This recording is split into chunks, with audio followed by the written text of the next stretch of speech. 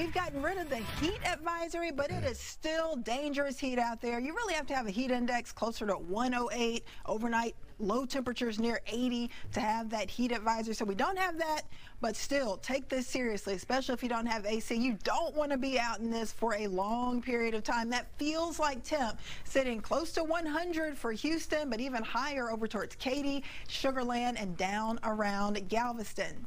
Of course, it's been a rough last several days for all of us trying to recover from Hurricane Beryl, which rolled through a week ago. So maybe you're taking a break from storm cleanup. Maybe you're taking a little break from work if you're able to head back to work after the hurricane.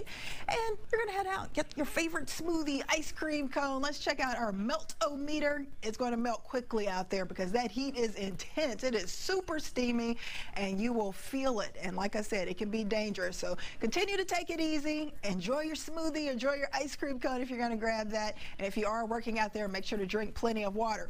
Like I said, we're not going to get much relief from rain today. That tiny shower near El Campo and Wharton still going, but that is the only one that we have out there right now.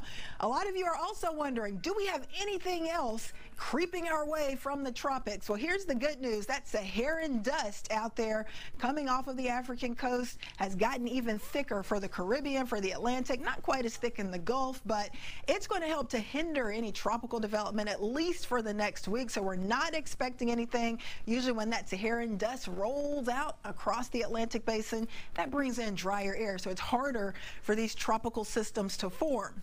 So we don't have a ton of moisture or tropical system heading our way from that area, but we do have a front that could drop in and kind of stall out later this week, and that is why I bumped those rain chances up to 50% Thursday, 70% Friday, and still at 60% Saturday. So that means maybe some pool beach plans impacted later in the week. How much rain are we talking about? We're noticing some pockets of yellow. Rain totals between now and this weekend, 2 to 3 inch totals, especially east of Houston and southwest of Houston. So certainly we are going to have to watch for a little bit of flooding later in the week. Weather where you live, Magnolia, it's all about that steamy air for tomorrow. The Woodlands plan on temps in the middle to upper 90s. Not much rain expected for your weather for today or tomorrow. And as we go into the weekend, of course, like I said, there will be more rain and a little less heat. So we do get to enjoy that, but make sure to have the rain gear ready to go.